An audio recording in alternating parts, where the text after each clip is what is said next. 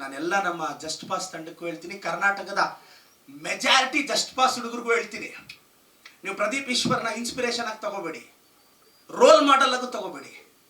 ಆದರೆ ಪ್ರದೀಪ್ ಈಶ್ವರ್ ಜರ್ನಿನ ಯೋಚನೆ ಮಾಡಿ.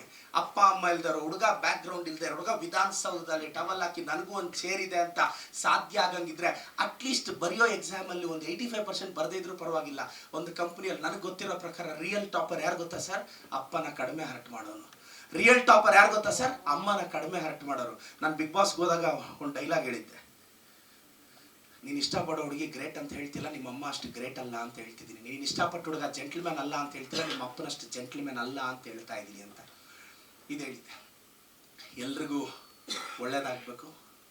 ಈ ಚಿತ್ರಕ್ಕೂ ನಮ್ಮ ಶಶಿಧರ್ ಸರ್ ಅವ್ರಿಗೆ, ನಮ್ಮ ಹೀರೋ ಶ್ರೀ ಅವ್ರಿಗೆ, ಪ್ರಣತಿ ಅವ್ರಿಗೆ, ಮತ್ತು ನಮ್ಮೆಲ್ಲ ನಾನು ಎಲ್ಲ ಪ್ರತಿಯೊಬ್ಬರ ಹೆಸರು ಮಿಸ್ ಆಗುತ್ತೆ.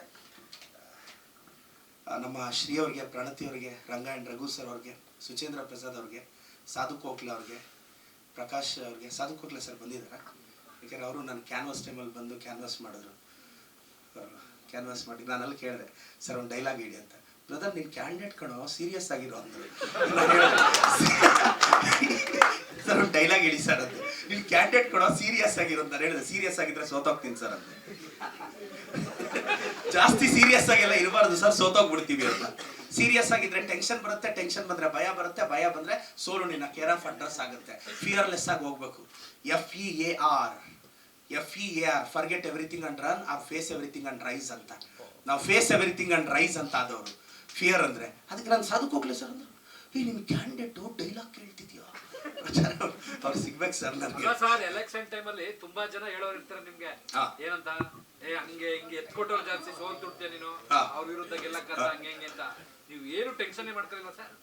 ಇಲ್ಲ, ಹೆಂಗ್ ಗೊತ್ತಾ ಸರ್, ಅದೇನು ಗೊತ್ತಾ, ಮತ್ತೆ ಯಾರಾದ್ರು ಅದು ಒಂದು 10-15 ವರ್ಷದ ಪ್ರೋಗ್ರಾಮಿಂಗ್ ಹಂಗೆ ಸರ್. ಲೈಫಲ್ಲಿ ಏನು ಪ್ರಯತ್ನ ಪಟ್ಟರು ಸೋಲ್ತಾ ಇದ್ವಾ, ಇನ್ನೊಂದ್ಸಲ ಸೋಲಕ್ಕೆ ರೆಡಿ ಇದ್ವಿ, ಗೆದ್ವಿ. ಬಟ್ ಸರ್ ಅದಕ್ಕೆ ನನಗೆ ಗೊತ್ತಿರೋ ಪ್ರಕಾರ ಒಂದು 10-15 ವರ್ಷದ ಅಭ್ಯಾಸ ಬೇಕು. ನಾನೊಂದು ಡೈಲಾಗ್ ಹೇಳಿದ್ದೆ, ಸ್ಪೀಡ್ ಇರಬೇಕಾಗಿರೋದು ಫೀಲ್ಡಲ್ಲಿ, ಫೀಲ್ಡಲ್ಲ, ಆವಾಗಲೇ ರಾಯಲ್ ಆಗಿ ಬರ್ಕಾಗೋದು. ಟ್ರಾಲ್ ಆಗ್ಬೋದು ಬ್ರದರ್ ಮಾಡಿ. ತಿಂಗಳಿಂದ ಪೊಲಿಟಿಕಲ್ ಕಾಂಟ್ರವರ್ಸಿನೇ ಆಯ್ತು, ಒಂದೊಳ್ಳೆ ವಿಡಿಯೋನೇ ಬರಲಿಲ್ಲ ಯಾವುದು. ಏನ್ ಮಾಡಿ ಕೆಲವರು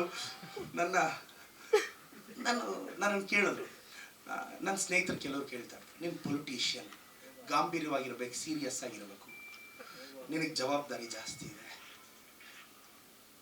ಇನ್ನೊಬ್ರು ಕನೆಕ್ಟ್ ಆದ್ರೇ ಒಂದು 20 ವರ್ಷ ವ್ಯಾಲಿಡಿಟಿ ಇರುತ್ತೆ ಮಾರ್ಕೆಟಲ್ಲಿ. ನನಗೆ ನಂಬಿಕೆ ಇದೆ, ಕರ್ನಾಟಕದ ರಾಜಕೀಯದಲ್ಲಿ ಇನ್ನೂ 30-40 ವರ್ಷ ನಾನು ಚಾಲ್ತಿಯಲ್ಲಿ ಇರ್ತೀನಿ. ಯಾಕೆಂದರೆ ನನ್ನ ಎಮೋಷನ್ಸ್ ಕನ್ನಡಿಗರಿಗೆ ಕನೆಕ್ಟ್ ಆಗಿದೆ. ಅವ್ರು ಯಾರೋ ಕೇಳಿದ್ರು ಬಿಗ್ ಬಾಸ್ಗೆ ಯಾಕೆ ಹೋದೆ ಅಂತ. ಹೋಗ್ಲಿಲ್ಲ, ಕರೆದ್ರು ಅಂತ ಹೇಳಿದೆ. ಹೋಗಪ್ಪ ನೀನು ಬಿಗ್ ಬಾಸ್ ನೋಡ, ಹೋಗ್ರಿ ನೋಡ ಇಲ್ಲಿರೋರು ಯಾರಾದ್ರು ಆದ್ರೆ. ನೀನು ಅಪ್ಲಿಕೇಶನ್ ಹಾಕೊಂಡ್ರು ಕರೆಯಲ್ಲ ಅವರು. ನನ್ನ ಕೇಳಿದ್ರು ಬಿಗ್ ಬಾಸ್ಗೆ ಯಾಕೆ ಹೋದೆ ಅಂತ. ಹೋಗ್ಲಿಲ್ಲ, ಅದು ಕರೆದ್ರು. ಆಗುತ್ತಾ ಅಲ್ಲ, ಅಲ್ಲೂ TRP ತರ ತಾನೇ ಕರೀತಾರೆ. ಸುಮ್ಮನೆ ನನ್ನ ಯಾರೋ ಕೇಳಿದ್ರು, ಯಾರೋ ಅಂದ್ರು ಬಿಗ್ ಬಾಸ್ಗೆ ಏನಕ್ಕೆ ಹೋಗ್ಬೇಕಾಗಿತ್ತು. ಅದು ನಾನು ಹೇಳಿದೆ, people doubt the purity of gold, not the purity of iron. Sir ಜನ ಚಿನ್ನನೇ ಹೆಂಗಿದೆ ಒಂದಿಂದಿಚ್ಚು ಪರಿಶೀಲಿಸೋದು, ಕಬ್ಬಣನೇ ಅವನದು ತಲೆ ಕೆಡ್ಸ್ಕೊಂತಾನಲ್ರಿ. ಸೊ ನಮ್ಮ ಡೈಲಾಗ್ಸ್ ಚೆನ್ನಾಗಿದೆಯಲ್ಲ ಸರ್, ಚೆನ್ನಾಗಿ ಕಟ್ ಮಾಡಾಕಿದ್ದೀರಾ ವಿಡಿಯೋ. ನಮ್ಮ ದಾನಪ್ಪ ಸರು, ಗೋವಿಂದೇಗೌಡರು, ರಘು ಸರ್, ಶಶಿಧರ್ ಸರ್ ಒಳ್ಳೇದಾಗಬೇಕು. ಚೆನ್ನಾಗಿ ಓದಿದ್ದೀರ ಬುಕ್. ನಾನು ಬರೆದಿರೋ ಸಾಲುಗಳು ಮತ್ತೆ ಜ್ಞಾಪಕ ಇತ್ತು. ನಾನು ಯಾವತ್ತಾದರೂ ಹ್ಯಾಂಡ್ ರೈಟಿಂಗ್ ಬರೆಯುವಾಗ ನಂದು ಹ್ಯಾಂಡ್ ರೈಟಿಂಗ್ ಅಷ್ಟು ಚೆನ್ನಾಗಿಲ್ಲ. ಸ್ಟಿಲ್ ನನಗೂ ಒಂದು ಸ್ಟೇಜಲ್ಲಿ ಹ್ಯಾಂಡ್ ರೈಟಿಂಗ್ ಅಷ್ಟೆಲ್ಲ ಚೆನ್ನಾಗಿಲ್ಲ, ಏನು ಮಾಡೋದು ಅಂತ. ಕೈ ಬರಹ ಸೊಟ್ಟಿಗಿದ್ರೇನು ಸರ್, ಹಣೆ ಬರಹ ನೆಟ್ಟಿಗಿದ್ದಾಗ ಪರವಾಗಿಲ್ಲ. ನಮ್ಮ ಹರ್ಷವರ್ಧನ್ ಅವರು, ಸುಜಯ್ ಕುಮಾರ್ ಸರ್, ಎಲ್ಲರೂ ನಿಮ್ಮ ಟೀಮ್ ಒಳ್ಳೇದಾಗಲಿ, ಸಖತ್ತಾಗಿ ಪ್ರಮೋಟ್ ಮಾಡಿ. ಈಗೋ ಬೇಡ, ಗೆಲ್ಲೋಕೆ ಹೊರಟಾಗ. ಇನ್ನೂ 1 ಮಂತ್, ಫೆಬ್ರವರಿ 9 ಎಲ್ಲರನ್ನೂ ಮೀಟ್ ಮಾಡಿ, ಸಪೋರ್ಟ್ ಕೇಳಿ, ಆಶೀರ್ವಾದ ಕೇಳಿ, ಸೋಷಿಯಲ್ ಮೀಡಿಯಾದಲ್ಲಿ ಆ್ಯಕ್ಟಿವ್ ಆಗಿರಿ. ನಾಳೆ ಬೆಳಗ್ಗೆ ಅಂತಾರೆ ನಿಮ್ಮನ್ನ ಯಾರಾದ್ರು, ಏನು ನನ್ನನ್ನು ಕೆಲವ್ರು ಕೇಳ್ತಾರೆ, ನಿನಗೆ ಪಬ್ಲಿಸಿಟಿ ಸ್ಟಂಟು, ನಿನ್ನ ವಿಡಿಯೋಗಳು ಹಾಕೊಂತ, ನನ್ನ ಬಗ್ಗೆ ನಾನು ಹೇಳಲಿಲ್ಲ ಅಂದ್ರೆ ನಿನ್ಗೇನು ಕೆಲಸ ಹೇಳು? ನನ್ನ ಬಗ್ಗೆ ನಾನು ಹೇಳ್ತೀನಿ, ನಾನಿದು ನನ್ನ ಬಗ್ಗೆ ನಾನು ಹೇಳಕ್ ಹಿಂಜಾದ್ರೆ ಪಕ್ಕದವ್ರು ಹೇಳ್ತಾನ? ಅದಕ್ಕೆ ಹೇಳು ನಿನ್ನ ಬಗ್ಗೆ ಕರ್ನಾಟಕಕ್ಕೆ, ನಮ್ಮ ಸಿನಿಮಾ ಇದು ಅಂತ ಹೇಳ್ಬೇಕು. ಗೊತ್ತಾಗಲ್ಲ sir, this generation belongs to the communication. ಇದು ಕಮ್ಯುನಿಕೇಶನ್. ನಾನು ಹೇಳ್ತಾ ಇದ್ದೀನಿ, 1-2 ಸಿನಿಮಾಗೆ ನಿಮ್ಮೂರು ಜನ ಗಲ್ಲಿ ಅಲ್ಲಲ್ಲ ನಿಮ್ಮನ್ನು ಗೂಗಲಲ್ಲಿ ಹುಡುಕ್ಬೇಕು. ನನ್ನನ್ನು ಈಗ ಗಲ್ಲಿಯಿಂದ ಗೂಗಲಲ್ಲಿ ಹುಡುಕ್ತಾ ಇದ್ದಾರೆ, ಅದೇನೇನು ಬರ್ತಿದ್ದಾರೆ. ನನಗೆ ಕೆಲವರು ಯಂಗ್ಸ್ಟರ್ಸು ಬರ್ತಾರೆ ಮೀಟ್ ಮಾಡೋಕ್ಕೆ ಉತ್ತರ ಕರ್ನಾಟಕದಿಂದ. ಅಣ್ಣ ನಿಮ್ಮ ಥರ ಆಗ್ಬೇಕಣ್ಣ. ನಾನು 1-4 ವಿಡಿಯೋ ತೆಗೆದು ತೋರಿಸ್ತೀನಿ, ಕಾಮೆಂಟ್ ಸೆಕ್ಷನ್ ತೋರಿಸ್ಕೊಟ್ಟೆ, ಓದು ಅಂತ. ಸರ್ ಏನು ಸರ್ ಹಿಂಗೆ ಬೈದಿದ್ದಾರೆ? ನಾನು ತೋರಿಸ್ದೆ, ಉತ್ತರ ಕರ್ನಾಟಕದವ್ನು ಹಿಂಗೆ ನೋಡು ಮಗ, ಕಾಮೆಂಟ್ಸ್ ಓದು ನನ್ನ ಬಗ್ಗೆ ಬರೆದಿರೋದು. ಅವನ ಮಕ್ಕ ಇಷ್ಟ ಆಗೋಯ್ತು. ಸರ್ ಹಿಂಗೆಲ್ಲ ಬರೆದ್ರೆ ಅದು ನೋಡಿದ ಮೇಲೂ ನನ್ನ ಮುಖದಲ್ಲಿ ಮಂದಾಸ ಕಡಿಮೆ ಆಗಿಲ್ಲ, ಅದಕ್ಕೆ ಅಲ್ಲಿ ಕುತ್ಕೊಂಡಿರೋದು ಅಂತ ಹೇಳಿದೆ. ಸೋಷಿಯಲ್ ಮೀಡಿಯಾದಲ್ಲಿ 4 ಕೆಟ್ಟ ಕಾಮೆಂಟ್ ಮಾಡೋಂಗಿಲ್ಲ, ಡಿಪ್ರೆಸ್ ಆಗು. ಒಂದು ನೆಗೆಟಿವ್ ವಿಡಿಯೋ ಮಾಡೋಂಗಿಲ್ಲ, ಡಿಪ್ರೆಸ್ ಆಗು. Any type of publicity is a publicity. ನಾನು ಹೇಳೋದು, ಕರೆಕ್ಟಾಗಿ ಯೋಚನೆ ಮಾಡಿ, ಪಾಸಿಟಿವ್ ಆಗಿರಿ. ಈ ಚಿತ್ರನ 1 ಮಂತ್ ಸಖತ್ತಾಗಿ ಪ್ರಮೋಟ್ ಮಾಡಿ ಎಲ್ಲ ಹೇಳಬೇಕು. ಏನು ಗೊತ್ತಾ, ಒಂದು ಯುದ್ಧ ಗೆಲ್ಲಬೇಕು ಅಂದರೆ, ಈ ಡೈಲಾಗ್ ಹೇಳಬೇಕಲ್ಲ ಗೊತ್ತಿಲ್ಲ, ಬಟ್ ಸ್ಟ್ರಾಟಜಿ.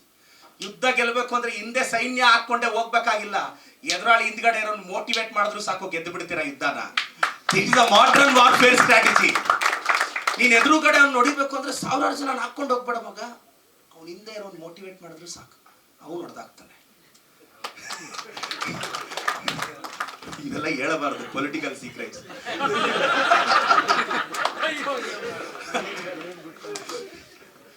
ನೆಕ್ಸ್ಟ್ ಇದೆಲ್ಲ ಕೇಳ್ತಾರೆ ನೆಕ್ಸ್ಟ್ ಚಾನಲ್ ಇಂಟರ್ವ್ಯೂಸ್ ಅಲ್ಲೆಲ್ಲ.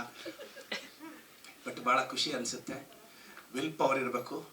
ಫಸ್ಟ್ ಡೇ ಕಲೆಕ್ಷನ್ ನಾನು ತುಂಬ ಸಲ ಗಮನಿಸ್ತಾ ಇರ್ತೀನಿ. ಫಸ್ಟ್ ಡೇ ಕಲೆಕ್ಷನ್ ಹೆಂಗೆ ತರಬೇಕು, ಸೆಕೆಂಡ್ ಡೇ ಕಲೆಕ್ಷನ್ ಹೆಂಗೆ ತರಬೇಕು, ಇವೆಲ್ಲ ಸ್ಟ್ರಾಟಜಿಕ್ ಆಗೇ ಇದು ಮಾಡಬೇಕು. ಒಂದು ದೊಡ್ಡ ಸಿನಿಮಾ ಹೆಂಗೆ ಗೆಲ್ಲುತ್ತೆ ಮಾರ್ಕೆಟಲ್ಲಿ, ಅದ್ರ ಹಿಂದೆ ಇರೋ ಸ್ಟ್ರಾಟಜಿ ಏನು, ಹಂಗೆಲ್ಲ ವರ್ಕ್ ಮಾಡಿದ್ರೇ ಒಂದು ಮ್ಯಾಸಿವ್ ಹಿಟ್ಟಾಗಿ ಒಳ್ಳೆ ಕಾಸು ಮಾಡ್ತೀರಾ. ಈ ಸಿನಿಮಾದಿಂದ ನಿಮ್ಗೆ ಒಳ್ಳೆ ಹೆಸರು ಬರಬೇಕು, ಒಳ್ಳೆ ಕಾಸು ಬರಬೇಕು, ಇನ್ನೊಂದು ಸಿನಿಮಾ ಮಾಡಬೇಕು ಅನ್ನೋ ಆಸಕ್ತಿನೂ ಬರಬೇಕು. ಖಂಡಿತ. ನನ್ನ ಇನ್ನೊಂದು ಕನ್ನಡದ ಹುಡುಗರಿಗೆ ಎಲ್ಲ ಒಂದು ಮಾತು ಹೇಳ್ಬಿಡ್ತೀನಿ. ನನಗೆ ಚಿಕ್ಕ ವಯಸ್ಸಲ್ಲೇ ತಂದೆ ತಾಯಿ ತೀರೋದಾಗ ಕೆಲವರೆಲ್ಲ ಹೇಳೋರು, ಅಪ್ಪ ಅಮ್ಮ ಇಲ್ದಾರ ಹುಡುಗರು ನಿನಗೆ ಮದುವೆ ಯಾರೋ ಮಾಡ್ತಾರೆ ಅಂತ. ನನ್ನ ಮದುವೆ ತಾಜಲ್ಲಿ ನಡೀತು. ಎಂಟೈರ್ ಕನ್ನಡ ಚಿತ್ರರಂಗ ಮುಂದೆ ನಿಂತ್ಕೊಂಡು ನನ್ನ ಮದುವೆ ಮಾಡಿತು. ಆ ಮದುವೆಯಲ್ಲಿ ಶಿವಣ್ಣ ಸರ್ ಇದ್ದರು, ಸುದೀಪ್ ಸರ್ ಇದ್ದರು, ಪ್ರೇಮ್ ಸರ್ ಇದ್ದರು, ದುನಿಯಾ ವಿಜಯ್ ಸರ್ ಇದ್ದರು. ಆ entire Kannada industry music directors almost ನಮ್ಮ ಎಲ್ಲರೂ ಭಾಳಷ್ಟು ಜನ ಇಂಡಸ್ಟ್ರಿಯವರು ನಿಮ್ಮೆಲ್ಲರ ಆಶೀರ್ವಾದದಿಂದ ಅವತ್ತು ಆಯಿತು. ನನ್ನನ್ನು ಕೇಳಿದ್ರು, ಒಂದು ಪಾಪ ಅಪ್ಪ ಅಮ್ಮ ಇಲ್ದಾರ ಹುಡುಗರು ಯಾವುದಾದ್ರು ಒಂದು 20-30 ಸೈಟ್ ಲೈಫ್ ಸೆಟ್ಲ್ ಆಗುತ್ತೆ, ಮನೆ ಕಟ್ಕೊಂಡ್ರು. ಈಗ MLA ಆಗಿ 2,500 ಸೈಟ್ ರೆಡಿ ಇದೆ ಜನಕ್ಕೆ ಕೊಡೋಕ್ಕೆ. ಮುಂದಿನ ತಿಂಗಳು ಮೀಟಿಂಗ್ ಮಾಡೋಕ್ಕೆ ಪಯಣ ಎಲ್ಲಿಂದ ಎಲ್ಲಿಗೆ